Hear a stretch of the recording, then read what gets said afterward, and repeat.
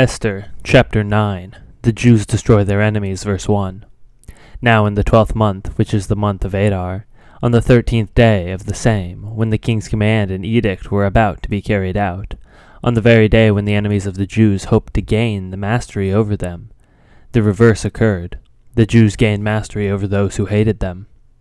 The Jews gathered in their cities throughout all the provinces of King Ahasuerus to lay hands on those who sought their harm, and no one could stand against them, for the fear of them had fallen on all peoples. All the officials of the provinces, and the satraps and the governors, and the royal agents also helped the Jews, for fear of Mordecai had fallen on them.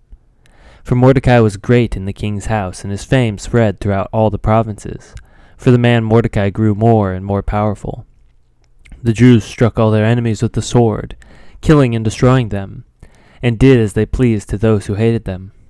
In Susa, the citadel itself, the Jews killed and destroyed 500 men, and also killed Parshadatha, and Dalphon, and Aphtha, and Portha, and Adaliah, and Ardaatha, and Paramashata, and Arisai, and Aridai, and Viziatha, the 10 sons of Haman, the son of Hammedatha, the enemy of the Jews. But they laid no hand on the plunder. That very day the number of those killed in Susa the citadel was reported to the king, and the king said to Queen Esther, "In Susa the citadel the Jews have killed and destroyed 500 men, and also the 10 sons of Haman. What then have they done in the rest of the king's provinces? Now, what is your wish? It shall be granted you. What is further your request? It shall be fulfilled." And Esther said, "If it pleases the king, let the Jews who are in Susa be allowed tomorrow also to do according to this day's edict, and let the 10 sons of Haman be hanged on the gallows." So the king commanded this to be done. A decree was issued in Susa, and the 10 sons of Haman were hanged. The Jews who were in Susa also gathered on the 14th day of the month of Adar, and they killed 300 men in Susa, but laid no hands on the plunder. Now the rest of the Jews who were in the king's provinces also gathered to defend their lives, and got relief from their enemies, and killed 75,000 of those who hated them, but they laid no hands on the plunder. This was on the 13th day of the month of Adar, and on the 14th day they rested, and made that a day of feasting and gladness. But the Jews who were in Susa gathered on the 13th day, and on the 14th day, and rested on the 15th day, making that day of feasting and gladness.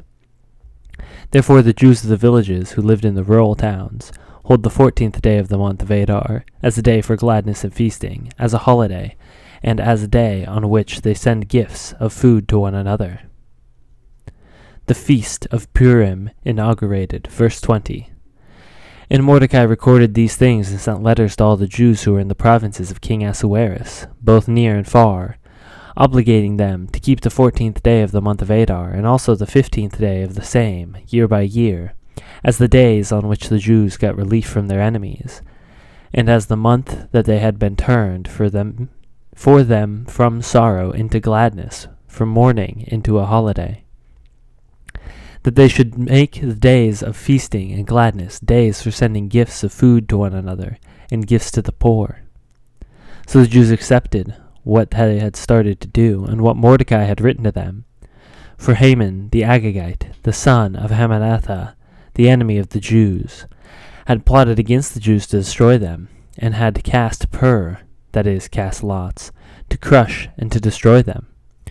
But when it came before the king, he gave orders in writing that his evil plan that he had devised against the Jews should return on his own head, and that he and his sons should be hanged on the gallows.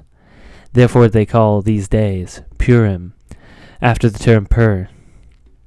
Therefore, because of all that is written in this letter, and of what they had faced in this matter, and of what happened to them, the Jews firmly obligated themselves and their offspring, and all who joined them, that without fail they would keep these 2 days according to what is written, and at that time appointed every year, that these days should be remembered and kept throughout every generation, in every clan, province, and city, and that these days of Purim should never fall into disuse among the Jews, nor should the commemoration of these days cease among their descendants.